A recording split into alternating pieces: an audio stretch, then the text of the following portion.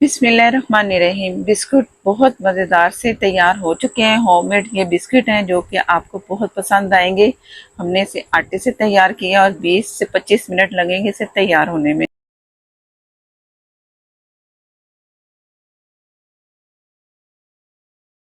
Biscuit بنانے کے لیے پہلے جو کام کرنا ہے وہ ہے مکھن 100 گرام۔ بسم اللہ الرحمن الرحیم۔ آپ بٹر بھی لے سکتے ہیں اور گھی بھی لے سکتے ہیں۔ بٹر سے یہ ہوگا کہ اس کا رزلٹ جو ہے نا بہت اچھا آتا ہے۔ تو آدھا کپ اس میں چینی جائے گی، آدھا کپ چینی جو کہ میں نے پیس لی ہے۔ بسم اللہ الرحمن الرحیم۔ اب یہ دونوں چیزوں کو ہم نے بہت اچھا سا بیٹ کرنا ہے۔ بیٹر سے جو الیکٹرک بیٹر ہوتا ہے اس سے بھی کر سکتے ہیں، اس طرح کا چمچ ہے یا اسپیچولا ہے جو بھی ہے اس سے بھی آپ بیٹ کر سکتے ہیں۔ بس یہ کرنا ہے کہ اس کی شکل جو ہے نا ایک کریمی شکل آئے، اتنا ہم اسے بیٹ کریں گے۔ بسم اللہ الرحمن الرحیم۔ اور جو میں نے مکھن لیا نا وہ روم ٹیمپریچر پر ہے، آپ نے فریج کا استعمال نہیں کرنا، فریج کا استعمال کریں گے تو وہ پھر زیادہ محنت لگتی ہے۔ یہ کریمی شکل آ چکی ہے مکھن اور چینی کی، جو پیسی چینی استعمال کی ہے۔ ایک پنچ سے بھی تھوڑا یلو اورنج کلر جو ڈارک والا ہوتا ہے وہ اس میں ڈال دیا۔ زیادہ نہیں ڈالنا، بعد میں آپ ڈال سکتے ہو، چیک کر لیں اگر کم ہے تو پھر آپ اور ڈال لیں۔ اور یہ میرے پاس ہے زردی، کوکیز 1 کپ سے بنا رہی ہوں تو زردی میں پوری نہیں اس میں ڈالوں گی، تھوڑی بچا لوں گی، اگر مجھے ضرورت پڑی تو پھر میں اس میں مزید اس میں ڈالوں گی زردی۔ سفیدی میں نے الگ کر لی ہے۔ بسم اللہ الرحمن الرحیم۔ یہ میں نے ہاف اس میں ڈال دی زردی۔ ونیلا ہاف ٹی سے تھوڑا کم ہے۔ بسم اللہ الرحمن الرحیم۔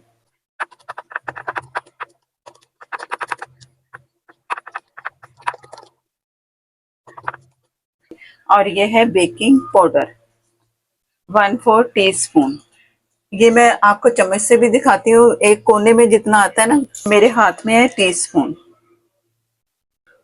چمچ کی جو نوک ہے نا اس کے آگے ہاف ٹی سے کم۔ بسم اللہ الرحمن الرحیم۔ بسم اللہ الرحمن الرحیم۔ دوبارہ سے مکس کریں گے۔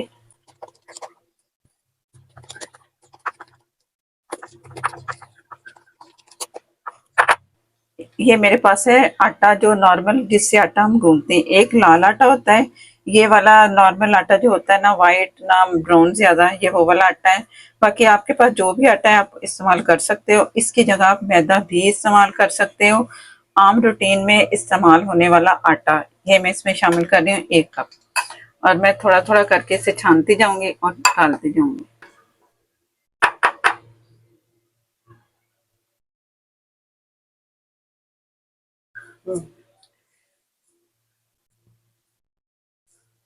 ڈو کو میں نے چمچ سے بہت اچھا سا سیٹ کر لیے، کوئی اس میں لمس نہیں ہے۔ اسپیچولا نرم ہوتا ہے نا تو اس وجہ سے نا یہ آرام سے ساری سیٹنگ کر دیتا ہے۔ اگر آپ دوسرے چمچ سے کریں گے تو ذرا مشکل ہے، پھر آپ کو ہاتھ استعمال کرنا پڑے گا۔ میں اس میں ڈال رہی ہوں 1 ٹیبل اسپون دودھ، نارمل، گرم نہیں ہے، بس جیسے باہر رکھا ہوتا ہے نا، فریج والا بھی نہیں ہے، تو یہ اس میں جائے گا۔ بسم اللہ الرحمن الرحیم۔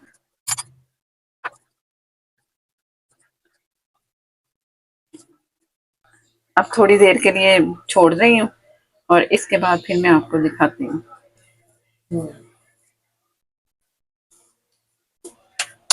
اب ڈو کو ہم نے کرنا ہے ہاف۔ بسم اللہ الرحمن الرحیم۔ یہ میرے پاس ہے کوکو پاؤڈر، کوکو پاؤڈر اس میں جائے گا تقریباً، آپ پہلے میں 1 ٹیبل اسپون ڈال کے اسے مکس کرتی ہوں۔ کلر اس کا ڈارک ہونا چاہیے تو اسے اچھا سا مکس کر لیتے ہیں۔ پہلے میں چمچ سے کروں گی، اس کے بعد پھر میں نے ہاتھ سے کروں گی۔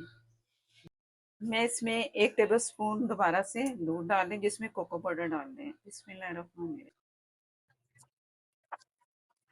یہ میں نے اس میں 1 ٹیبل اسپون ڈالا ہے نا کوکو پاؤڈر، تو اس کا کلر بہت اچھا پیارا سا آ چکا ہے۔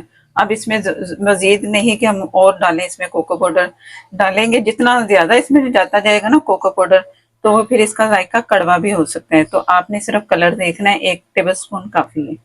وہ مکسچر ہے جو چاکلیٹ والا ہے، اور اس کے اوپر میں آم شاپر جو ہوتا ہے ہمارے پاس وہ رکھا، اور اس کے اوپر یہ والا رکھ دیا۔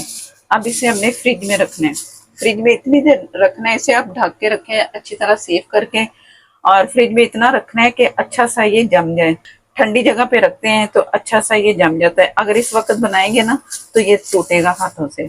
तो इसलिए इसको कवर करने के लिए ना फ्रिज में रखते हैं। इसके बाद फिर मैं आपको दिखाती हूँ। तो दोनों डो हमने रखी ना ठंडा फुल होने के लिए, मैंने फ्रीजर वाले हिस्से में रखे और ऊपर से अच्छा सा कवर करना है।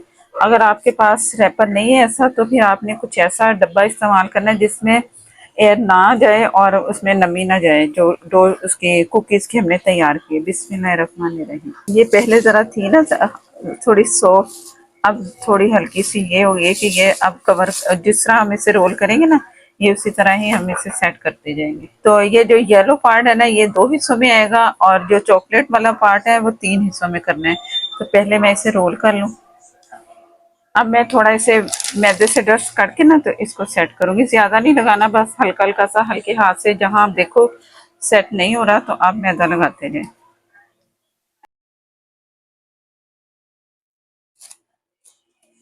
अब मैं इससे हैंडल करूंगी, नीचे भी रखेंगे जो मैंने रोल तैयार किया है और ऊपर की साइड।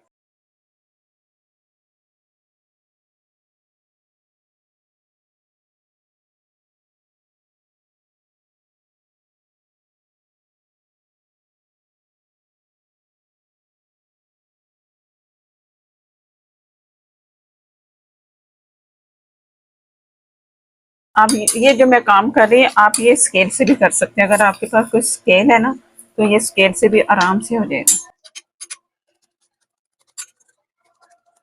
ये अच्छा सा सेट कर दिए, और ऊपर भी रैपर है नीचे भी रैपर है। तो ये साइज जो कुकीज़ का होता है ये उसी तकरीबन अंदाजे से मैं ये कर रही हूँ, मैंने नापा नहीं है।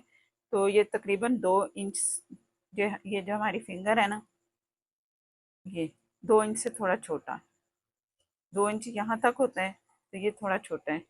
तो ये इसी हिसाब से फिर मैंने ये नापा है, और इसके हमने 2 हिस्से सेंटर से करने हैं, 2। तो इसी से नाप के आपने भी ऐसे सेटिंग करके इसकी रख लेनी है। अब इसे अलग रख करते हैं, और दूसरा जो हमारे पास हिस्सा है चॉकलेट वाला, तो उससे भी इसी तरह ही हम सेट करेंगे। और ये रैपर का ये फ़ायदा होगा कि आप आराम से ना ये उठा सकते हैं, ऐसे हाथों से उठाया और दोनों तरफ से रैपर है तो कोई मुश्किल नहीं है। अब थोड़ा मैदा डस्ट करेंगे, बस हल्के हाथ से करना है, ज़्यादा नहीं।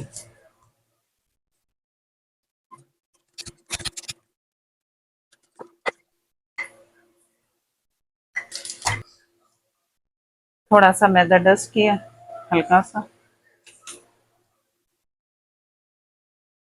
ये जैसे मैं हाथों में पकड़े तो टूट रहा है ना, तो इससे ये होगा कि ये टूटेगा नहीं, इससे सेट हो जाएगा बहुत अच्छा सा।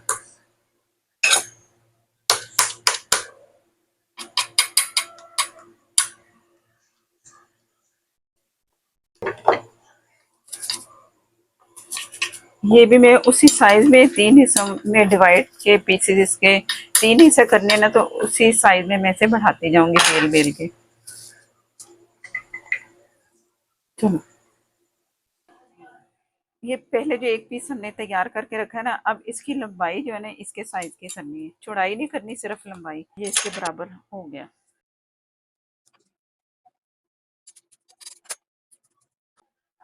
ये मैंने दोबारा इसका साइज लिया है बेलते हुए, कहीं ये छोटा बड़ा ना हो जाए। अब मुझे बिल्कुल एक जैसा लग रहा है, ये ऊपर से उठा लेंगे साथ ही। अब ये ज्यादा अच्छा ठंडा होना चाहिए, जम भी जाए ना तो खैर है। अब मैं ये फ्रीजर में रखूंगी और ये अच्छा सा ठंडा हो जाए, जम जाए तो बेहतर है। इसके बाद फिर इसकी कटिंग करेंगे और इसे सेट करेंगे। ये जो अंडा हमने इस्तेमाल किया था उसकी सफेदी मैंने अलग कर ली थी, अब थोड़ी सी सफेदी लेंगे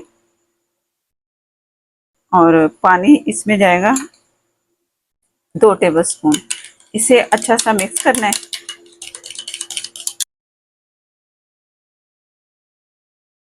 ये मैंने फ्रिज से निकाल लिया और ये फुल जमा हुआ है, जमा हुआ होगा तो ये बहुत अच्छी सी कटिंग होगी और सेटिंग भी अच्छी होगी। अब जो हमने अंडा तैयार किया था जिसमें थोड़ा सा पानी मिक्स किया था, वो इसके ऊपर पूरा टोटल लगा देंगे, पूरी डो के ऊपर, ताकि जो पीस हम जोड़ें तो वो अच्छे से जुड़ जाएं। अगर ये काम नहीं करेंगे तो ये फिर होगा कि अलग अलग भी हो सकते हैं। اب یہ 3 پیسز چاہیے تھے ہمیں چاکلیٹ والے، 2 اس کے، تو یہ 2 ہاف کر کے تو اس کے اوپر پھر میں چاکلیٹ والا پیس لگا دوں گی۔ اس کا سائز ہے نا سینٹر ہم نے کرنا ہے، تو وہ یہ اس طرح۔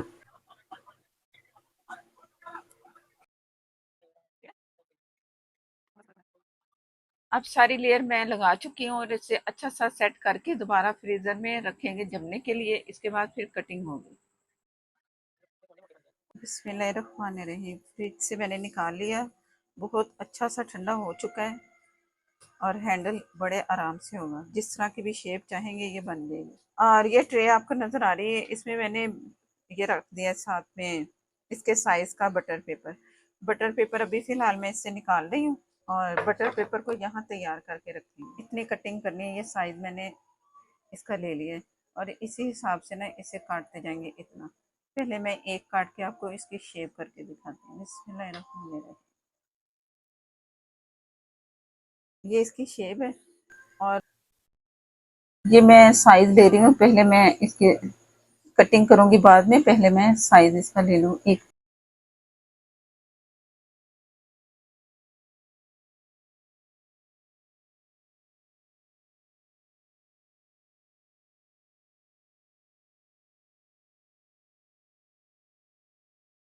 یہ کڑاہی میں نے تقریباً آدھا گھنٹہ پہلے رکھ دی، میرے پاس 2 کڑاہیاں تھیں۔ اگر آپ کے پاس ایک کڑاہی ہے تو اوپر ہائٹ والا آپ برتن رکھیں گے نا، اس کا ڈھکن، تو بہت اچھے بیک ہوں گے۔ کڑاہی میں رکھ لیں یا پتیلے میں رکھ لیں یا اوون میں آپ بیک کر سکتے ہیں۔ میں اسے جو دم والی آگ پہ ہوتی ہے نا، سلو فلیم، اس پہ رکھوں گی۔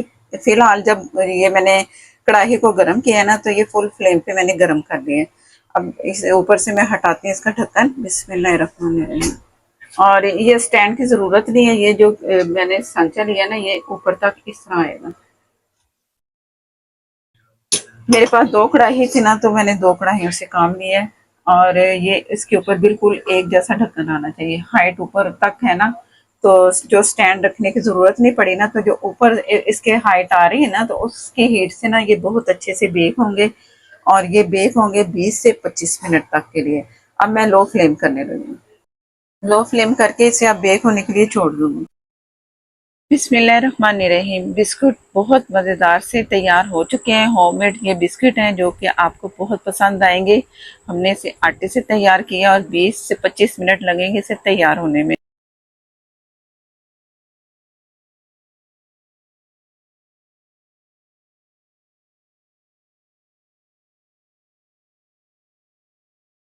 اب اسے میں نکال کے باہر رکھتی ہوں، اور ٹھنڈا ہونے پہ پھر میں آپ کو دکھاؤں گی۔ پہلے تھوڑے یہ سافٹ ہوتے ہیں، اس کے بعد پھر ہارڈ ہو جاتے ہیں، تو ملتے ہیں آپ سے دوبارہ سے۔ ماشاءاللہ سے بسکٹ تیار ہو چکے ہیں، چائے کے ساتھ کھائیں، بچوں کے لیے تیار کریں، بچے تو خوش ہوں گے بہت ہی یہ بسکٹ کھا کے۔ اور ایک طرف سے بہت اچھا سا کلر آیا، دوسری طرف سے اس طرح کا کلر ہوگا۔ اور فیس بک پر ہیں تو لائک کر دیں، شیئر کر دیں۔ اگر آپ میرے چینل پر نئے ہیں تو پلیز چینل کو کر لیں سبسکرائب، ساتھ میں جو بیل ہے ضرور پریس کیجیے گا، اس سے ہی نوٹیفیکیشن ملے گا۔ اور نیکسٹ ویڈیو تک کے لیے اجازت دیں، اللہ حافظ۔